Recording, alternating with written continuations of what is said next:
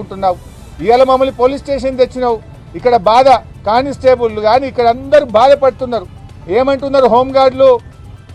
నేను అధికారంలో వస్తే 3 నెలల్లో హోంగార్డులను పర్మనెంట్ చేస్తా, రెగ్యులరైజ్ చేస్తా అన్నావు.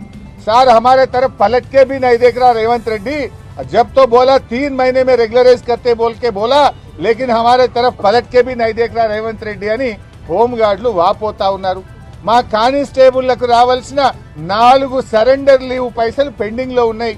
అంటే ఒక్కొక్క సరెండర్ లీవ్ అంటే 30,000 40,000 వస్తే పిల్లల ఫీజులు కట్టుకుంటాం సార్.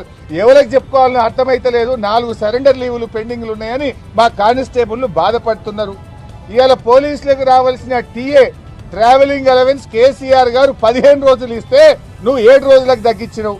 ఆ టీఏ పైసలు కూడా 7 నెలల నుంచి టీఏ పైసలు వస్తలేవు సార్. మా కిస్తీలు కట్టుకోలేకపోతున్నాం, ఈఎంఐలు కట్టుకోలేకపోతున్నామని పోలీస్ కానిస్టేబుళ్లు పోలీస్ సిబ్బంది బాధపడుతున్నారు. కేసీఆర్ గారు ఉండగా పోలీస్ స్టేషన్ కు 75,000 రూపాయలు నెల నెల ఇచ్చిండు. స్టేషన్ అలవెన్స్ ఇస్తే నువ్వు వచ్చినాక స్టేషన్ అలవెన్స్ బంద్ అయింది. కాగితాలకు ప్రింటర్లకు కూడా గోస ఉన్నది. సీసీ కెమెరాలు పనిచేయకపోతే రిపేర్ చేసే దిక్కు లేదని పోలీసు వాళ్ళు బాధపడుతున్నారు. ఎవరిని ఉద్ధరించినావు నువ్వు? పోలీస్ స్టేషన్కి వస్తే కూడా ప్రజలు ప్రతిపక్షానికి బాధలు